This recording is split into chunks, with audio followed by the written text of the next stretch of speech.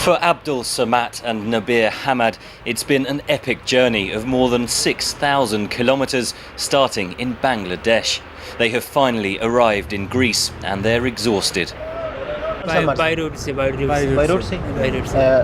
We came through India and Pakistan, Iran and Turkey. It's taken us 20 days. The journey was very hard and we had no food. Soon after crossing into Greece, Samad and Hamad were arrested. But like the other migrants sheltering here in Alexandroupolis, 10 kilometers from the Turkish border, they were released because detention centres for migrants are full. By all measures, the two are lucky. Almost all the undocumented migrants entering Europe, some 300 every day from Africa, the Middle East and Asia, cross the Evros River that divides Turkey and Greece. There are nowhere near enough border guards to stem the flow.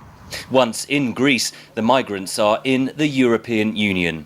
But the crossing is dangerous, as shown in this video taken by the United Nations Refugee Agency, the UNHCR. Hundreds of migrants lose their lives every year.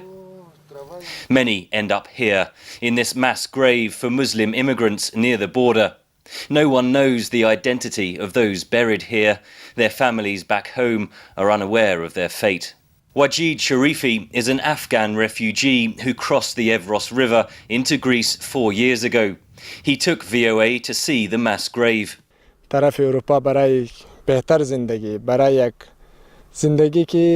people who are buried here had a dream to come to Europe for a better and brighter future, but now they are buried here because they drowned across the river or stepped on mines on the border. From the Muslim village of Sidiro, the call to prayer reverberates across the valley. The Mufti at the Sidiro Mosque officiated at the burials. There are many more burial sites like this one in the village. The official graveyards around Alexandroupolis are full because there are so many bodies. Every year, thousands of people from Africa, the Middle East and Asia try and cross the border from Turkey into Greece and into the European Union. For some, it has a tragic end. For those who do make it over, the battle to start a new life in Europe is only just beginning. This video was taken outside a police station in Athens, where migrants seeking asylum are issued so-called red cards. The cards allow them to remain in Greece while their cases are being heard. But red cards have to be renewed monthly. This is the queue for renewals. There's a backlog of more than 45,000 cases.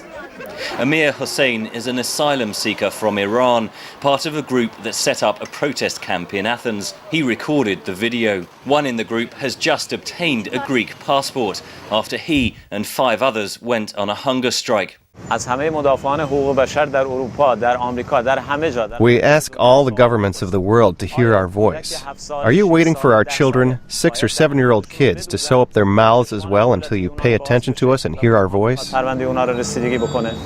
Meanwhile, many migrants struggle to survive on the streets of Athens, where neo-fascists often beat them up. The United Nations Refugee Agency says the situation is a humanitarian crisis and has called on the Greek government to reform its asylum process. Until that happens, many migrants will find their dream of a new life in Europe has died on these ancient streets in Greece. Henry Ridgwell for VOA News, Greece.